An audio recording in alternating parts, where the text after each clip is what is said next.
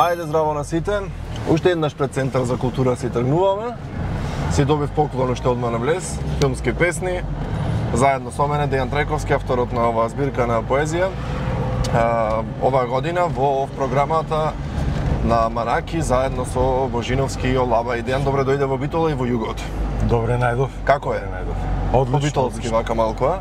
Нам ни беше на фестивалот Проза Балкан кој што заврши минатата недела гостин Слободен Шијан, режисерот на Кото таму пева. Да. Секоја влегуваме во кола, автоматски ми доаѓа да речеме вози Мишко. Така што вози Мишко. Исто и Мишко може, нема проблем тоа. На ме. На ме. Вака, кажи ми сега како е да се биде дел од Манаки, фестивал за филм, ти како автор, поет, но имаш ете тука си да речем на таа фреквенција филмски песни, нели? Па ајде за што се работи да им разјасниме на луѓето кои ќе не гледаат. Па мене Манаки, мислам, не сум прва година на Манаки, јас долги години, десетина го проследував како новинар прво. Потоа во 2015 кога Таки беше директор, бев и филмски селектор на Манаки, така што многу убаво го познавам. И токму затоа уште подраго ми е што ете книгата Филмски песни ќе има промоција и тука во Битола. Така, значи во година не си работна. Не си како гостин. Како гостин. И подобро е така, а? Точно. За сега да. Мене исто така драго ми е затоа што ќе го изведеме заедно со Бранислав Николов и Гоце Јовановски проектот Реобмислување. Сега може би ти го украдов второто прашање. Нема проблем, слободно, нема врска, не одиме овде концепт телевизиски. Значи слободно се правиме муавет. Уште поубаво. Да. Така што Бранислав е нели битолчанец. Да. Сме го изведувале тој проект во повеќе градови и време беше и во Битола исто. И како е прифатен од публиката? До сега супер. Интересно име спое некаков на нели музика, поезија и филм. Тоа не е често и во странство, не пак кај нас. Има Македонија публика за поезија? Знаеш, до не знам 5, 6, 7 години поезијата се сметаше како за некој дел од литературата што припаѓа, не знам, на некоја или поелитна група или повозрасна. Сега во последно време многу млади луѓе почнуваат да пишуваат поезија и тоа многу, Да. И тоа квалитетна, не само да пишуваат поезија, се појавуваат на настани, се организираат нови поетски настани, така што може да се каже дека доживува бум поезијата во Македонија сега, што е супер, прекрасно, одлично. Така е. Се колку време ти треба да се напише една ваква збирка и кога најдобро се пише поезија, ако може така да се постави прашање? Нема одговор конкретен на тоа прашање. Секој индивидуално го работи. Мене ми требаше многу долго време. Јас кога го напишав вториот роман, бидејќи главната поента ми беше да внесам поезија во прозата. Да. Релативно брзо го напишав, за некои 2 години. Мислев дека поезијата ќе ја напишам онака.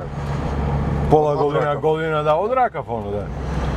Како велат, секој летенце, детенце. Ми треба 8 години да ја завршам.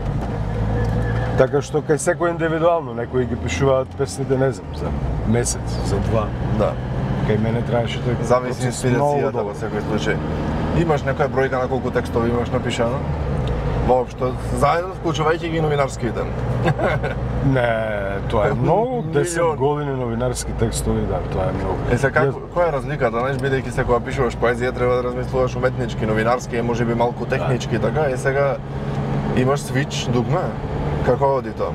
Јас веќе не работам новинар. Да, знам, ама нешто сепак тоа искуство останува во мозокот, значи нешто остане, ќе остане. Тотално се различни, секако и приодите. Апсолутно различни се, нема никаква допирна точка, освен тастатурата. Да, и буквите. И буквите што ги користиме. Да. На пример, кој интересно ми е нешто вака на ова тема која зборам со луѓе кои што пишуваат, се изразуваат, нели го користат и македонскиот литературен јазик. Специфичен јазик имаме и колку тој јазик може да биде мелодичен и звучен за ете така да се донеси до некоја форма на песна. мислам дека е многу мелодичен и многу звучен македонскиот. Некој велат српскиот е многу помелодичен пример од македонскиот. Си има секој јазик своја убавина, например, не знам, персискиот еве да речеме, кога персијците рецитираат поезија, не знаеш дали, мислам кога разговараат, односно, еден со друг, не знаеш дали разговараат или си рецитираат поезија. Нашиот јазик е многу убав. Не го кажувам бидејќи јас сум македонец. Навистина е многу убав, многу податлив. Има многу зборови кои што се заборавени, можеш да ги откриеш. Да. Мило звучен е. Јас го сагам македонскиот јазик. Тој ми е занает и мислам дека е многу убав. Да. Сега има некои зборови, например, што ги користат во поезијата, што не се разбирливи. Онака, не ги имаме слушнато на ниедно друго место. Која порака сака да пренесат? Например, има некои, јас познавам луѓе кои што пишуваат поезија, пишуваат зборови кои не постојат ни во македонскиот речник, но едноставно се го измислиле зборот и го ставиле во песната. Сега што мислиш на таа тема, дали е добро тоа така да се работи? Се случува тоа, за публиката да те разбере во таа. Например, песните од Фолтин од првите албуми се на измислен јазик. Да. И тоа не да функционира, туку апсолутно функционира со публиката. Не мора да значи дека мора да биде некој кодифициран јазик за авторот да се изрази. Апсолутно. Поезијата мора да биде слободна. Така. Бидејќи, поезијата е слободна, како што речете, е многу интересен момент. Колку ти се чувствува слободен кога пишуваш нешто, бидејќи некогаш со некој текст можеби некој кај нас така се сваќа да не го навредиш, да го повредиш и така натаму, знаеш. Сепак се ставаш во некаква рамка. Колку ти како писател се чувствува слободен во твојата бранша? Како писател се чувствувам апсолутно слободен. Но како прашањето може би на тоа прашање би можело да се разговара од новинарски аспект. Да. Не свеќе тоа не го работам 8 години, така што небитно. Небитно, да. Инаку да, во новинарството секогаш не само кај нас има одредени кочници и тоа никогаш нема да престане да се случува. Не само кај нас, дури и во најразвиените демократии. Точно, ама и ќе напишеш песна, например, поезија, така уметничко дело, и се некојаш ќе се случи, например, настан, кај што ќе се чита таа поезија, јавен настан, и таму ќе речете се ова пораката што испраќа некако сумнителна. Не знам, моите песни се филмски песни, како што рековме, инспирирани од филмови, така што не знам дали би имало такви некои пораки кои што би навредиле некого. Баш спротивно. Мислам дека служат за да поттигнат или на размислување или на емоција. Да, ај се малку околу содржината на оваа книга, значи филмски песни. Зашто се може да те прекинем, инаку тука блиску живее мојот најдобар другар Гоце од Фолтин. Да му свирниме? Може да свирниме. Да поздравиме, ја какво свирчивам. Те прашуваат нешто за југото, сега јас да те прашувам. Сега да, не е дозволено. Дозволено е како сакаш, нема врска. Кој е најчестото прашање? За југото? Поставуваат, да. Од ке го купи? Например, ке го најде. Ти бараат да го продадеш?